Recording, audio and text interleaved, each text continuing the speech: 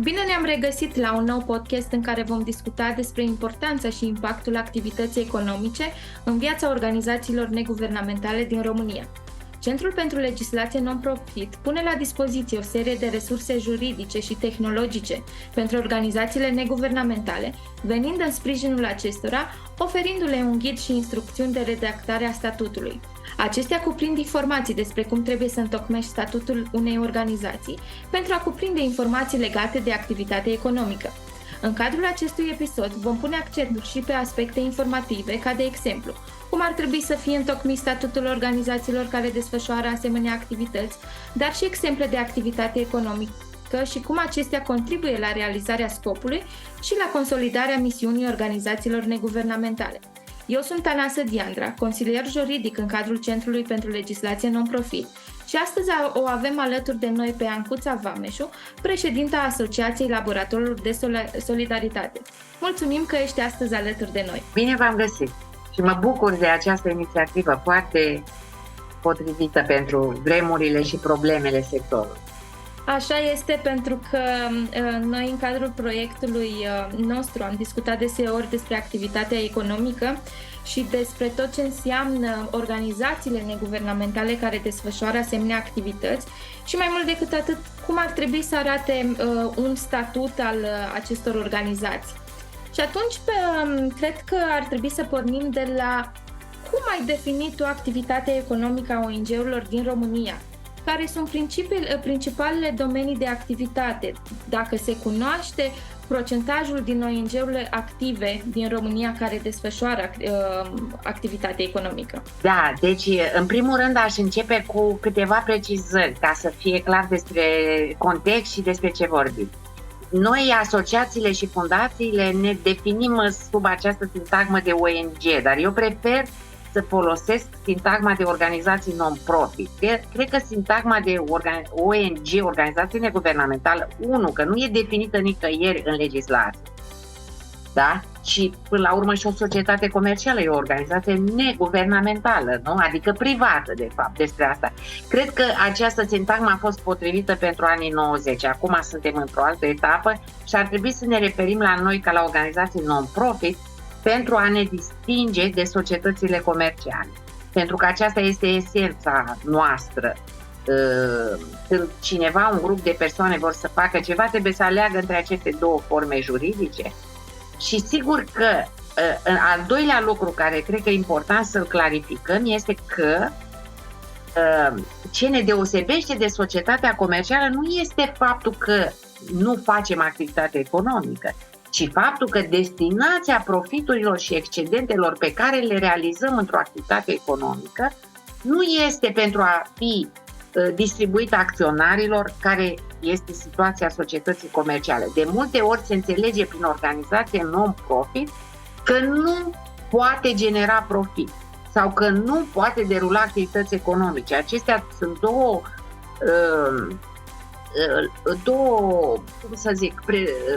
lucruri pe care le întâlnesc foarte des, neînțelegeri despre ce facem noi și cum facem organizațiile din sectorul non-profit. Deci, o organizație non-profit, organizată în baza Ordonanței 26 a asociațiilor și fundațiilor, care de fapt grupează entitățile cu caracter non-profit, poate derula activitate economică. Da? Asta e primul lucru. Ca și societățile comerciale este plătitoare pe profit, pentru profitul generat de astfel de activități, are niște facilități, dar foarte mici. Sunt facilitățile în ce privește impozitul pe profitul generat prin activitate economică. Singura limitare este că aceste activități economice trebuie să fie, cum spune legea, accesorii scopului social, cum zicem noi, cei care suntem în economia socială. Și există juriști înțeleg că au o înțelegere a ce înseamnă accesoriu, adică subordonat scopului social. Adică nu trebuie să mă transform. Vă dau un exemplu. Mă găsesc în sectorul serviciilor medicale, unde pot să operez atât ca non-profit, cât și ca for-profit. De altfel, avem și astfel de servicii în piață, mai ales, de exemplu, îngrijiri sociomedicale, da? Sau îngrijiri paliative. Dau un exemplu, da? Care e diferența între un non-profit și un for-profit? E foarte importantă. Diferența este că societatea comercială este interesată de maximizarea profitului. De ce? Pentru a-și retribui investitorii, respectiv capitalul, da? În timp ce un non-profit nu are această motivație, ci motivația este scopul social. Dacă generează profit, îl reinvestește în scopul social, aceasta fiind inclusiv o modalitate de a finanța investiții de către organizații non-profit. Deci activitatea economică, permite generarea de venituri care nu au constrângeri de utilizare. Deci ele pot fi utilizate, de exemplu, pentru dezvoltare, în primul rând, da? Noi din sector știm ce complicat este să tot alergi după bani prin proiecte și chiar și prin donații sau sponsorizări, pentru că fiecare din aceste surse de venit vin cu niște constrângeri. Da? Ele sunt earmarked, sunt alocate pentru un anumit scop și rare ori permit dezvoltare. Deci, sectorul non-profit care activează, mai ales în zona de servicii, că vorbim de servicii sociale, de servicii medicale, de educație, legea educației permite organizarea, adică nu obligă organizarea învățământului privat sub forma juridică de organizație non-profit. Deci majoritatea grădinițelor, școlilor private sunt organizate ca entități non-profit în România. Și atunci, cum te spuneai de scop? Cum contribuie sau cum ar trebui să contribuie activitatea economică la realizarea scopului și obiectivelor unei organizații? Deci, după părerea mea, activitatea economică, sunt două tipuri de activități economice pe care un non-profit le poate desfășura. Una este o activitate care nu este strict legată de scopul nostru, dar care reprezintă o sursă de venit pentru noi. De exemplu, dețin un imobil, îl închiriez, chiriile rezultate le folosesc pentru a finanța scopul social, sau dețin un teren, îl folosesc în agricultură, veniturile realizate le folosesc. Asta este situația în care nu este strict legată de scopul meu social, pentru că scopul meu social poate să fie, nu știu, să ajut tinerii din centre de plasament să se adapteze la viața după ieșirea din sistemul de protecție, de exemplu. Și atunci, sau cazul în care cele două coincid.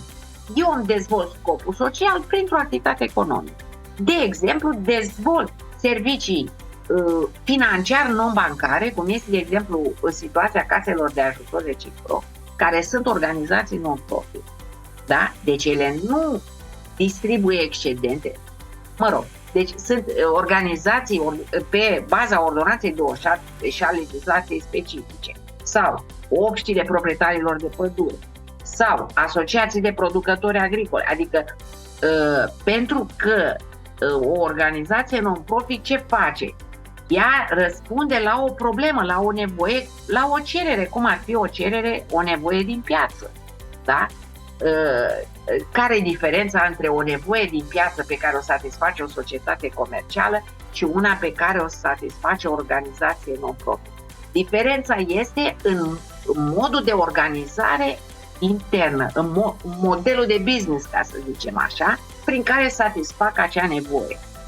Și, sigur, dacă am clienți plătitori sau parțial plătitori, deci capacitatea de plată a clientului care poate genera organizații de tipul celor de ajutor reciproc. Nu știu dacă am răspuns la întrebarea ta. E foarte bine, pentru că deseori ne-am confruntat cu situația în care oamenii nu înțelegeau ce înseamnă activitate economică într-o organizație non-profit. Și atunci că tot menționam la începutul podcastului de faptul că o să oferim resurse juridice pentru organizații pentru a ști cum să întocmească un statut. Aș vrea să îmi spui dacă există sau ce informații ar trebui să includă statutul organizațiilor care își propun să desfășoare o activitate economică. Există anumite informații care trebuie neapărat cuprinse în statutul unei organizații sau nu e obligatoriu? Am spus de la început că nu sunt jurist, dar bineînțeles, lucrând de 30 de ani în sector, am văzut multe statute și am derulat activități economice la organizațiile pe care le-am condus. Deci, ideea este, în primul rând, trebuie menționat venitul din activitate economică în lista de venituri pe care în orice statut o regăsim. Deci e clar că trebuie să precizăm acest lucru. Asta e, cred, singura necesitate, să ai acest venit menționat, ca să nu te situezi în afara prevederilor statutului, care e Constituția noastră ca organizație. Apoi, ce este important și foarte important de știut este că trebuie să separăm din punct de vedere al managementului financiar contabil cele două activități. Deci, de fapt, asta este o problemă de operare, nu e o problemă de constituire. Da? Deci, în momentul în care tu te-ai angajat, și asta e unul din aspectele care reprezintă un obstacol în dezvoltarea acestor activități, pentru că reprezintă o dificultate suplimentară din punct de vedere administrativ. Deci, atât costurile cât și veniturile trebuie separate. De aceea, multe organizații preferă să-și constituie societăți comerciale ca să simplifice lucrurile. Mai ales pentru că aceste probleme nu sunt suficient cunoscute în România, nici de organizații, nici de FIS. Nu există o practică elaborată. Exact ceea ce voi vreți să faceți, da? Adică, exemple de bună practică, cum mă organizez, cum interpretează organul fiscal caracterul accesoriu. Toate aceste lucruri creează niște anxietăți, ca să zic așa, pentru un manager de organizație sau un manager financiar contabil. Plus, dificultatea clară de a separa uneori tipurile de costuri. Și, sigur, tipurile de venituri e mai simplu, dar tipurile de costurile, nu tipurile de costurile, reprezintă o complicație reală. De aceea, legislația sper să evolueze. Noi, cei care suntem și în zona aceasta de antreprenoriat social și suntem în organizații care au caracter antreprenorial, adică nu așteaptă să găsească venituri pentru a face anumite lucruri, ci gândesc un model organizațional sau de business care să aibă sustenabilitate și să genereze venituri în mod constant, că și asta e o problemă, pe care, finanțându-te din proiecte și din donații, e foarte greu să spui că e sustenabil. Nu ești sustenabil, de fapt, ca să fim foarte sinceri. Ai proiect, ești bine, ai găsit sponsorul, ești bine, nu, la revedere. Sigur că donații recurente, nu știu ce, dar nu e același lucru. Pe când tu, dacă pui pe piață un produs sau un serviciu într-un model de business social, atunci și într-un fel noua formă juridică care este întreprinderea socială simplifică o parte din aceste lucruri într-un context în care la noi nu prea se înțelege. De exemplu, la nivel european este foarte clar că o întreprindere în sensul legislației europene a întreprinderii și a regulamentului ce înseamnă întreprindere poate să fie organizată în orice tip de formă juridică. În România, legislația, procedurile administrative, normele date de ministere nu prevăd că, de exemplu, programele pentru întreprinderi nu prevăd forma juridică de non-profit și te exclud automat, fără să recunoască că tu poți să fii organizat ca asociație sau fundație și să ai un caracter antreprenorial pronunțat, da? Mai este așa o discuție, dar din nou nu este clar definit în niciun că nivelul veniturilor din activitate economică nu ar trebui să depășească 50% din veniturile totale. Iarăși este un soi de folclor. Eu nu știu să existe o normă juridică de acest tip. Da? Deci sunt multe lucruri incerte și de asta numărul organizațiilor care derulează activitate economică este mic, ceea ce, după părerea mea, este o problemă pentru dezvoltarea în ansamblu a sectorului non-profit și pentru creșterea veniturilor și volumului activității din acest sector. Faptul că există, nu este un cadru clar și nu este un cadru stimulativ al activității economice cu caracter non-profit. Și pentru că deja ne apropiem de final, dar cred că toată lumea este curioasă, care sunt principalele provocări cu care se confruntă organizațiile neguvernamentale care desfășoară activitate economică, non-profit, care desfășoară activitate economică, dar să vorbim un pic și despre oportunități. Că ar trebui să existe și niște oportunități sau poate le numim niște beneficii? Da. Deci, principala provocare, am enunțat-o deja, este aceea a faptului că trebuie să separ din punct de vedere financiar contabil activitatea economică de activitatea non-profit strict, adică finanțată din surse non-profit, donații, sponsorizări, granturi publice. Deci și asta deja este o complicație. Și dacă te hotărăști ca non-profit să constitui o societate comercială tot este o complicație, pentru că ai probleme de active, de folosirea de active comune, de costuri care... Deci e complicat. Din punctul ăsta, cine își asumă este o complicație. Oportunitatea, sigur, este, de exemplu, dezvoltarea sectorului de economie socială. Finanțările pentru economia socială, care oferă faptul că te duci, de exemplu, pe întreprindere socială ca formă juridică, după părerea mea, a viitorului, în sensul că îți permite caracterul antreprenorial și, de exemplu, poți să te organizezi ca societate comercială.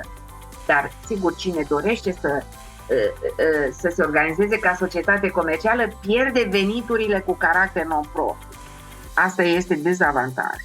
Și avantajul este scutirea mică de impozit pe profit, care e valabilă până la 15.000 de euro sau, cum spune codul fiscal. Sigur că în fiecare an această prevedere se poate schimba, dar ea de obicei se regăsește în codul fiscal. Și atunci, știți, toate facilitățile fiscale se actualizează anual, odată cu aprobarea bugetului. Așa este.